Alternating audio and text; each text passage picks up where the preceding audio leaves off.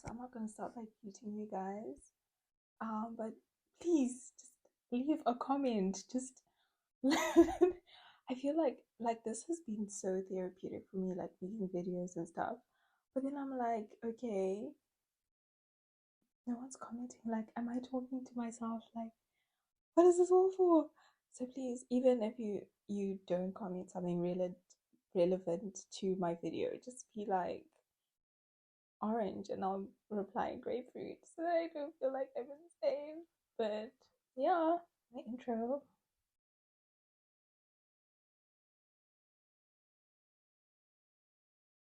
Hi everyone. Thank you for watching my video. I appreciate it. Let's get to it because there's a lot to cover. So this case, oh, it's gonna have your emotions like yeah, um, divided of course, and you're gonna be like, but this. Well, that's how I felt at least. So yeah, I just want to say that researching for this case was a nightmare. Last week, someone gave me some feedback on my video and said, "Oh, you did a great job because not a lot of these cases that happen in Zim are covered well by the media." And I felt it with this case. No, I really felt it. Like it was hectic. So some of my like ages and stuff are things that I had to calculate and try and figure out. So it may not be accurate. Like yeah, some my ages would be probably a year off maximum, just calculating about how old the daughter is and etc. So this case involves Ashley Peedy and Carlos Tinashe Chapeama. So this happened in around 2014. Ashley was 15 and Carlos was 17. So they were in a kind of a long distance relationship. Ashley was living in this beautiful city, Bulawayo, and Carlos was living in another beautiful city, Mutare. So what they were having a long distance relationship, and Carlos said that when he'd get money, he'd get on a bus and go see Ashley, and they'd spend time together, love for things. And one day Ashley called Carlos and said, "Carlos, I am pregnant." And Carlos was like, okay. He let his parents know that this is what I've done. And his parents said, "You know what? You made a mistake, but she can come here." Basically, what happens in Shona culture is that if a guy gets someone pregnant, her aunties have to bring her to his house and eventually have to pay damages before marrying her. So his family was like, okay, you made a mistake. You're honoring your mistake, so Ashley can come here. So he gave Ashley this information, and Ashley ghosted. He didn't hear from her for a really long time. She just went AWOL. And Carlos claimed, I watched this from the interview that he gave. Carlos claimed that almost over a year to the day that she ghosted him, Ashley called and said, Carlos, our daughter's not feeling well. I gave birth to a daughter, but she hasn't been doing well. So Carlos was like, okay, but it's been over a year. You ghosted. What happened? And Ashley said that, well, my parents said that I shouldn't be in contact with you because I'm too young to be married, etc. And if this is true, I totally agree with this setup. Not that she ghosted him, but that they didn't want her to go get married, because it's so unfortunate that a lot of young girls in Zim who do get married are forced to go live with their in-laws, and who knows what goes on when you live with your in-laws under those circumstances. So kudos to her parents for looking after her. So then Ashley says to Carlos, yes, our daughter hasn't been feeling well. She's been really sick. I've taken her to the so guys, I don't know if you're from Zim, please help me with this, because in Shona they call prophets, right? But prophets is not a Shona word, but they're not actually prophets. I don't know if I'm making sense. Okay, so let's just say seers for now, because I don't know what the translation is of Maporofita is, because are they really prophets? Like, you know what I mean. So she says, I've been to the seers, and the seers have said that this child needs to go to its paternal homestead and they'll know what to do with it. So she let Carlos know this, and Carlos was like, okay, so you have to come here with the child. And she said, my parents would never allow that. Not ever. Carlos said to Ashley, do you love me? And she said, I do love you. And, you've got our baby. He said, Tizira. So according to Google, Tizira means to elope. But is it really that? Hmm. So anyway, what happens when someone teases at someone? Usually when they're pregnant or the guy doesn't have enough money for bride price, you just literally pack your things and go there. And then from there, they send a message to your parents letting them know that, oh, we have, what name can I use? We have Sandra here. She's with us, blah, blah, blah. And then later on, they will work out like the trichodermal and all of that. I really did my research for this one. But yes, so that's what happened. He told her to Tizira, and she did. So Ashley Tizira'd to this beautiful city, Mutare. That's where Carlos's homestead was. That's where he was staying. Yeah, and Carlos had informed his parents prior to Ashley coming there that this is what's going on, and his father assured him that if this child is ours indeed, we will know what to do, we know how to sort this problem out. So apparently when Ashley went there, there was actually like they welcomed her really well. There was actually a celebration, which is typical for when a new bride, a Murora, comes into a new family. They celebrate, kill a chicken, etc. Yeah, that's how Shona culture is.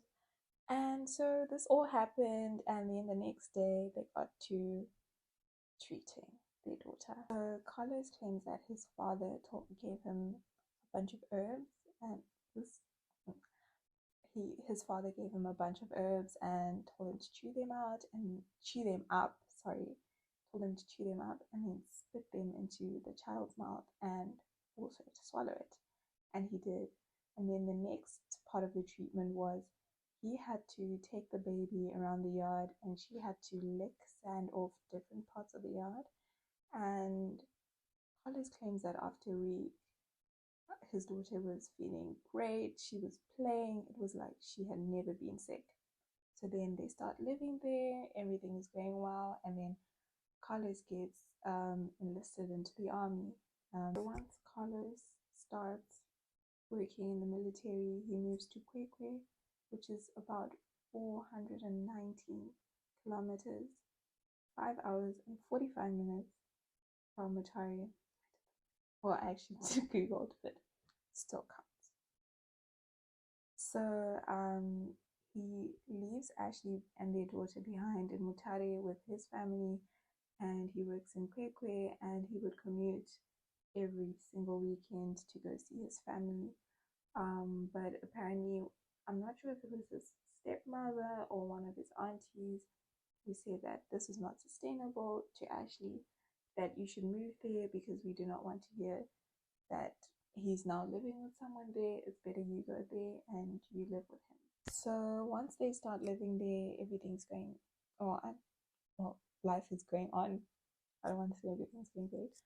Life is going on. Carlos buys his first car, the jazz, and yeah.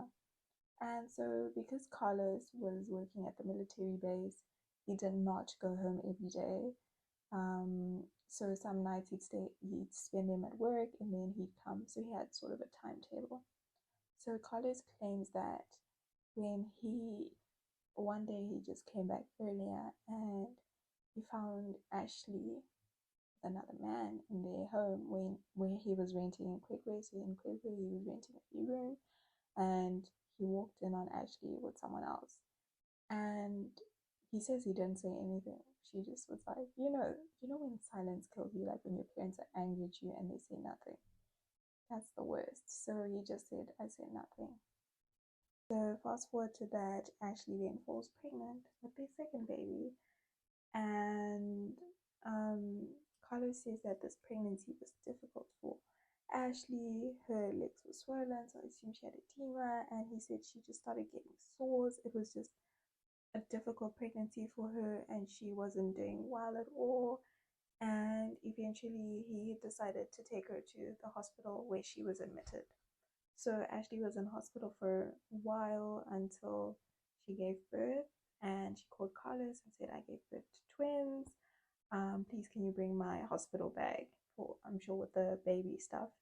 And then, unfortunately, that night, Carlos was working and he couldn't get a day off. So he said, I'll come the next day. And sadly, when he got there, the twins had passed on. But Ashley was still in a critical condition. She was not doing well at all. So Ashley spent some time in hospital just trying to get better, but she wasn't getting better.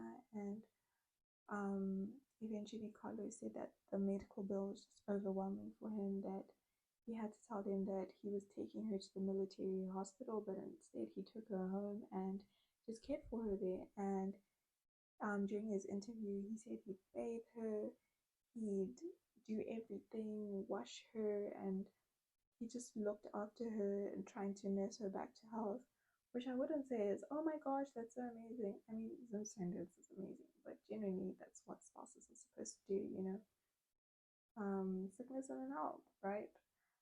So yeah, this went on, and he just claimed that Ashley was just not getting better at all. And one day he went to the Mutsika. This is another translation I struggled with. I struggled with this translation because really, what is a musika in English? Okay, so this is what a musika is. So when I was writing my notes, I was like, I'll call it a mini market, but it's not a mini market.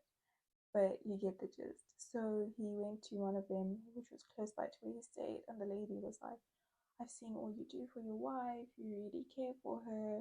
I used to be a traditional healer, but I stopped it. But I've just been really touched, and I'd like you to bring her so that we can try a few, herbal treatments to see if she gets better. So Carlos was like, yes, please, everything, anything, please help me. And to mention, Carlos had sold his car, his first car, to pay for those hospital bills. But yeah, so he went with her to the healer's place, and apparently she gave her herbs to put over her legs to take, for ingestion. And Carlos, during his interview, claimed that Ashley was on her feet within 3 days. It was like nothing ever happened. So after those 3 days, Ashley was like, "Oh my gosh, my health has just really set us back financially. I think I should go look for a job." And he said, "Okay, that's fine. You can go look for a job." So this was after 3 days of being like critical. She went and she looked for a job. I guess she went to town. This is in Kwekwe, by the way, let's not forget. So she went and she looked for a job. I don't know if she got one or not. And yeah, so she came back home and they just started, living a married couple, I guess, typical living situation. To earn extra money, Carlos used to tutor maths for, I'm sure, O level and just help kids in the neighborhood. So Sundays he'd be staying home tutoring, and Ashley would just be out and about. This is going to be relevant, by the way. So one day, after all of this, Carlos was at work, and you know how I mentioned that he had a timetable when he wouldn't come back home every night. And Ashley kind of knew his timetable, but there's a night that he came back home unexpectedly, and he found Ashley and Mr. X together. I'm not going to say what they're doing, but you get the gist. And Carlos said that he was livid, and he said he beat the hell out of the both of them. Like, he was very clear about this in his interview. He said he was angry, he was super angry, and he beat them up. And he made them tell them where they met. So apparently, Ashley had met this guy the day she went to look for a job. He he was one of the guys interviewing for the job, and they sparked up a romance. And yeah, so he said he beat them up, and then after beating them up, he kicked them both out, and they went to file a police report. And the police called him shortly after and asked him to come into the station. He said it was late, I'll come in tomorrow, and he went to the station. And he was processed quick, and he went to court. He wasn't convicted, he was just given a fine of $150. They said that he was provoked, so um, they wouldn't charge him with what happened. So I just don't want to take sides and give my 2 cents because I just feel like stories between lovers, no one should ever get involved. But like, I just feel like Carlos is a bit credible because how many people can like admit to like DV? You know, it's. I just feel like he's a bit credible because of this. Like, who would admit to that? But I don't know. Just my opinion. Once again, I'm not gonna like take sides or anything. So 2 weeks go by after Carlos went to the court, and then um, his auntie called him and said Carlos was Ashley, and then he was like, I don't know, and she's like, Ashley's here, you have to come here, and we need to talk about this. He went back to Mutare, and um, him and his aunt and Ashley had to sit down.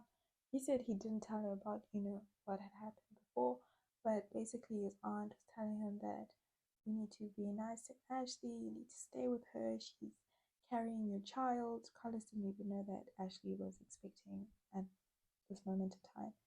So it was revealed to him that Ashley was expecting a child.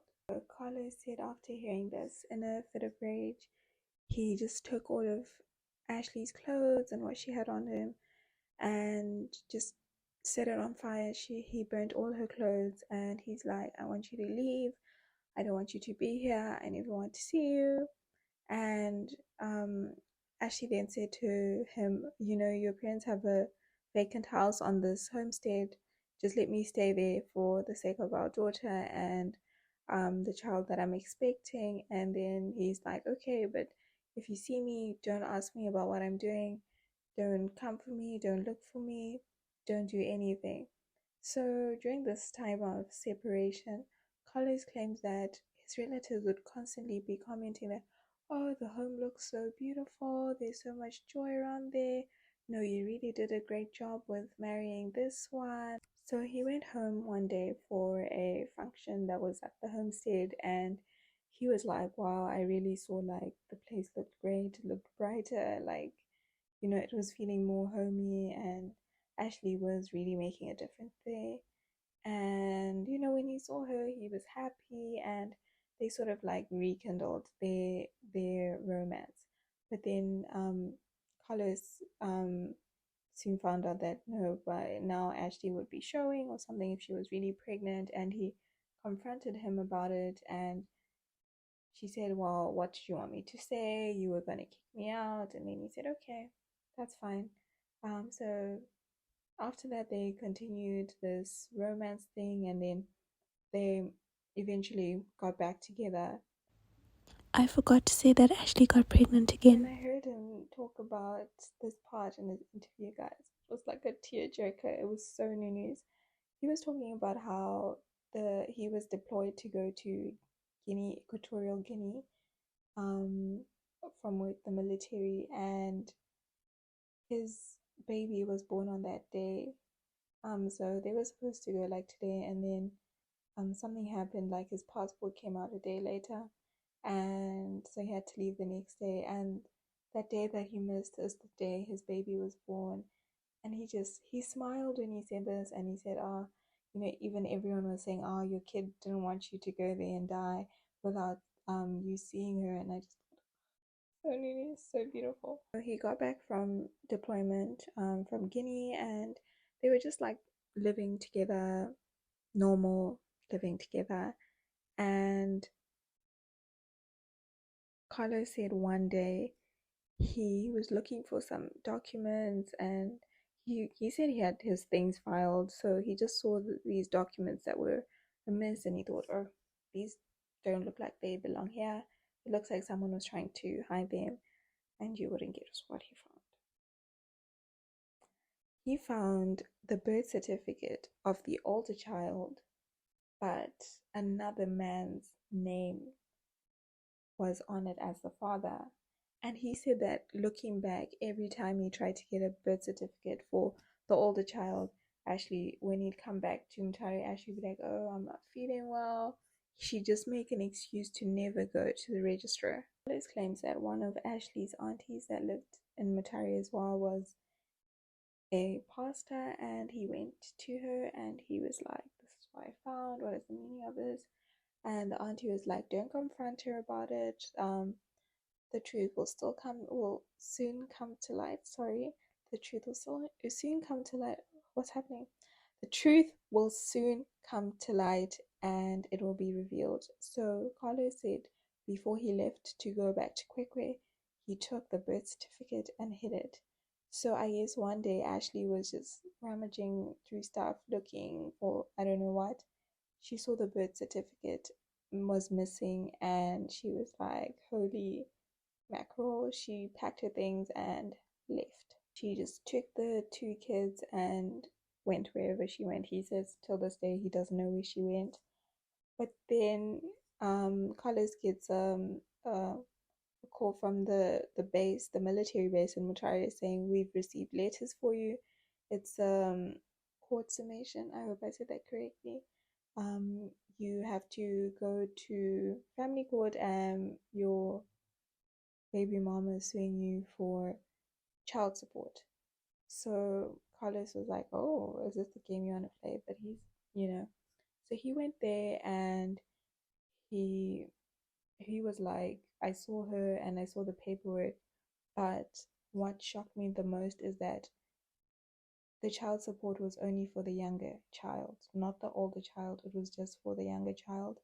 And also, it was double my salary, so I don't know what she was trying to do.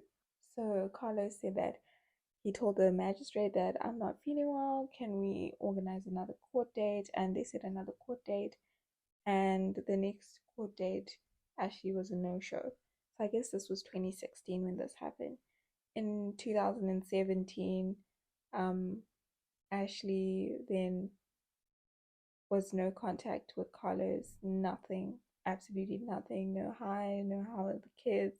They just were living their separate lives and no contact. Then Carlos claims that just as they were going into 2018, the new year, he had the opportunity to go to South Africa and he was like, oh, um, I need to buy my kids stuff. And so he asked his wife's brother for sizes, like Ashley's size and the two kids' size, and he said, I don't know. So he just said, well, I don't know what the sizes are. And he's like, okay, but where is Ashley? How can I get a hold of her? What's her number? And he said, I don't know. And then he's like, I just went there and I said, okay, this child is this age. What do you think the size would be? Okay, my child should be now this size. I mean, he hadn't seen him for a year. And he's like, after I did all that shopping, her brother then just like messaged me the sizes, and I was like, oh, so where did these sizes magically come from? Since you didn't know like a few hours ago.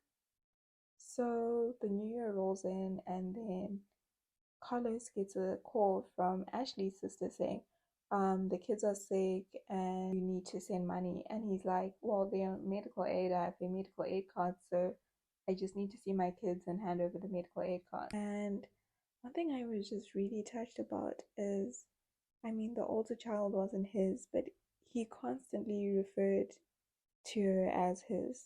That just really touched me. This is part of the things that had me conflicted about the story. But anyway, so then the sister was like, no, I'll give you Ashley's account number and you can send her money. And then he's like, no, I need to see my children. And the sister was like, well, I don't know where she is.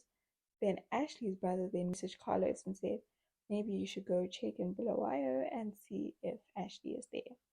So he went to Bulawayo on the 26th of January and around the area where he thought he would find her, where Ashley's grandmother stayed, and she was there. So when he went on the 26th, he didn't really talk to her. He just he didn't actually talk to her. He just went and to check if she's really there, and he saw that she was there, and then he left. He went back to work, and then he went back on the 27th of January. So when he went back on the 27th of January, that's when they had a conversation, and this is now all according to him. So he said that Ashley said, if you want me back, you have to do X, Y, Z. And she was going on, and then he's like, no, I'm not concerned about that. I'm just here for my children because my children are not feeling well. I'm here for their well being. And yeah, that was it after that conversation. And then he left her with some money and both the children's medical aid cards, and he went back to Kwekwe. And then on the 28th, he went back to Bulawayo, lots of up and down, and he was like, Ashley had actually called him and said, oh, you need to come and see me. I need to talk to you. It's very important. And so he just snuck off work and went to see her, and that's when she confessed. She didn't confess what you were thinking.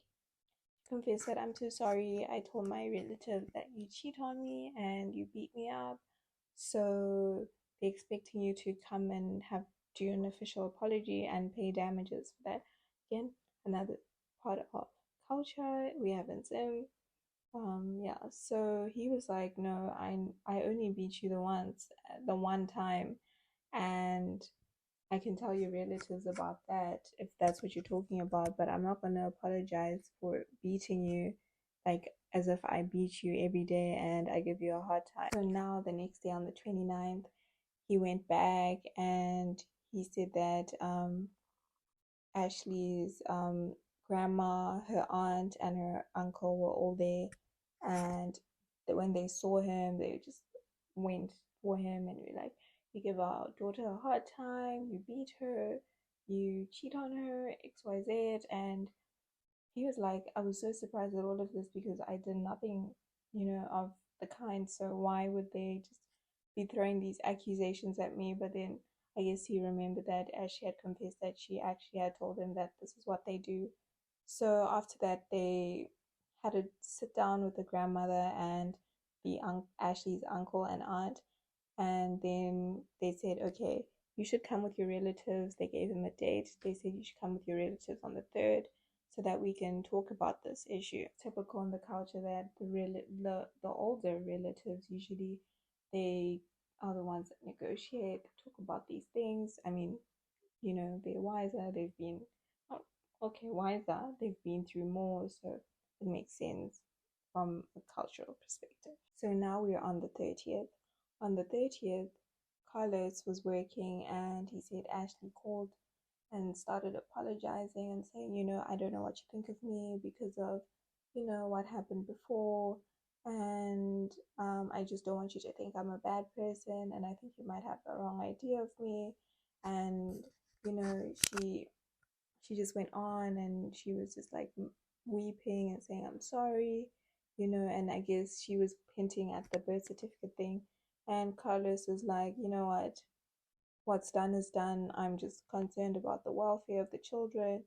And the conversation like that ended on. So on the 31st of January, Carlos says that Ashley called and said, with her grandmother's phone, and said, oh, my phone isn't working.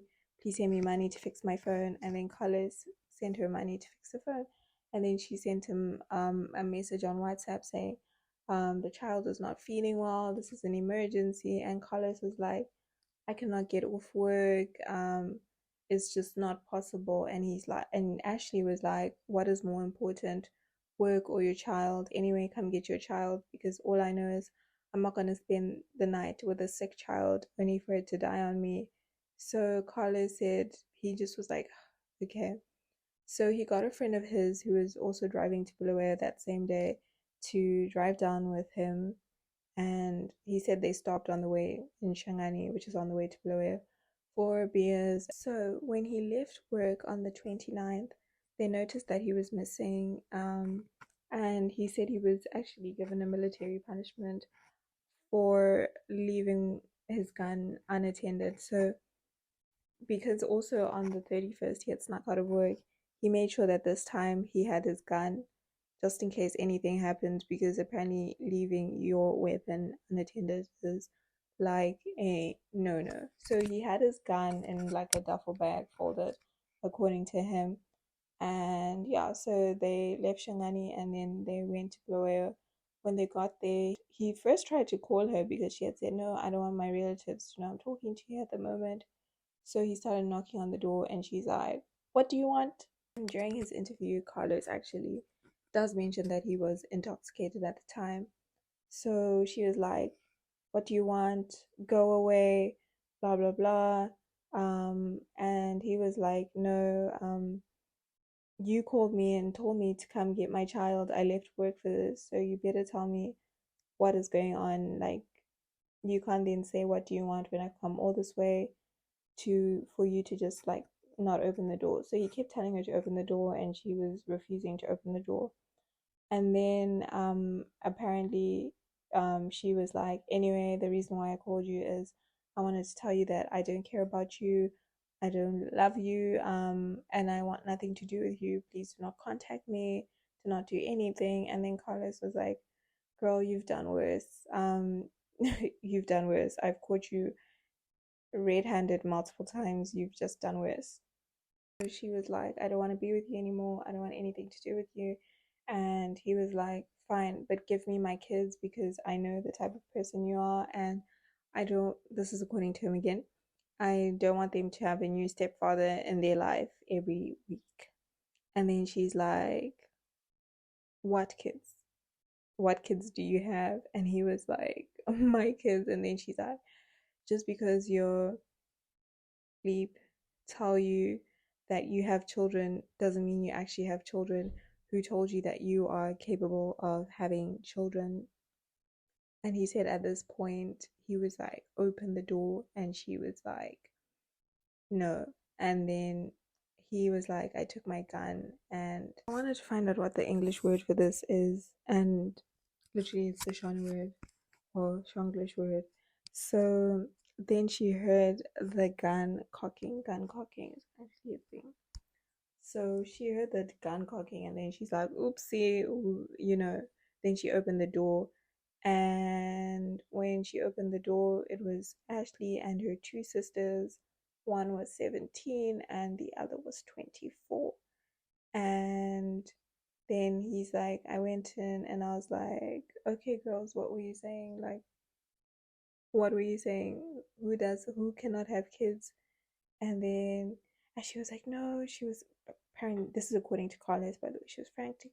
She's like, "No, I didn't say that, you know." And then he said he pointed the gun to one of his sisters, one of Ashley's sisters. And she was like, panicked. I mean, someone's pointing a gun to your head, of course you'd be panicked. And he was like to her, "What were you guys saying again?" And then Ashley's sister was like, "No, I'm always telling her that you're a good guy and that she should be good to you, but I don't know why she behaves this way." And he's like, "Okay, and what about the kids?" And so he said, "She told me that the oldest one's dad is Ninki, and then the youngest one's dad is Ninki, and she actually wants to get married to the youngest one's dad." And he's like, I just lost it, because these few days of this up and down since the 27th, and now it's, no, since the 26th, and now it's the 31st, of this up and down and everything this woman has just put me through. He just said he lost it in that moment. He just lost it, and he started firing nonstop. He just started firing. And he said when he looked up, all he could see was the blood spatter on the wall. And yeah, so he and as soon as he saw the blood spatter, he was just panicked. He's like, "Oh my gosh, what have I done?" And he said the guilt was just eating him up at the moment, and he just turned the gun to himself. He said he turned it to himself in the chest and he shot. And he just said he felt himself go down. He doesn't know how he went down, but he felt himself going down. And then he was just down for a while, just down. And he heard sort of grunting, and he thought, oh, so maybe one of these the sisters survived. And he used his arms to help him go to the side where the bodies were. He noticed that, oh my gosh, the younger daughter was in here the whole time, and he actually had shot her as well. She was the one grunting. So he said he immediately got his phone. He called Ashley's uncle and said, please send the police and the ambulance here. Things are not okay. And Ashley's uncle was asking, what's happened? And he just said, just send the police and the ambulance. And then soon after that, he called the police himself on the emergency number. And he was just like, please hurry. Something's happened here. You need to come now. So the ambulance came and rushed him and the 18-month-old to the hospital, and there he was put under arrest. He was in the hospital for about a month, if I'm not mistaken, and yes, and the 18-month-old was also in the hospital for a while. Fortunately, she survived, but she had a fractured femur, and I just think, only 18 months, that's so young. And Carlos, unfortunately, the bullet penetrated his spinal cord and lost control over his bowel movements. He lost control over his bladder as well, and he is paralyzed from the chest down. So, when I read an article on this, it was talking about his Western sentence and then his African sentence. So, his Western sentence, they were referring to the court, he was given 25 years in prison, 3 counts of murder, and 1 count of attempted murder.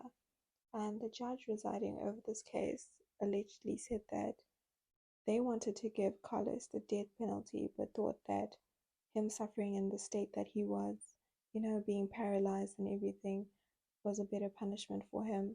And his African sentence. So I just want to, not African, but Shona. I'm just, okay, now I don't know, but okay, Zimbabwean. Let's put it that way. I just want to explain something. So basically, this is how Shona culture works. Let's say Mans and I are not married and he's driving around with me and we crash and I die. His family has to not only pay my bride price, they'll be like, no, you killed our baby and we had hopes for her. And I mean, like any parent does. So you have to like pay the damages. I mean, the bride price on top of paying other damages. So, Ashley's family for the 3 sisters wanted 25,000 US dollars for each sister.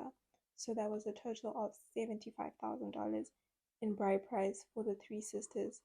This is not including the damages. This is just the bride price, and they said that they wouldn't bury them until the money was paid.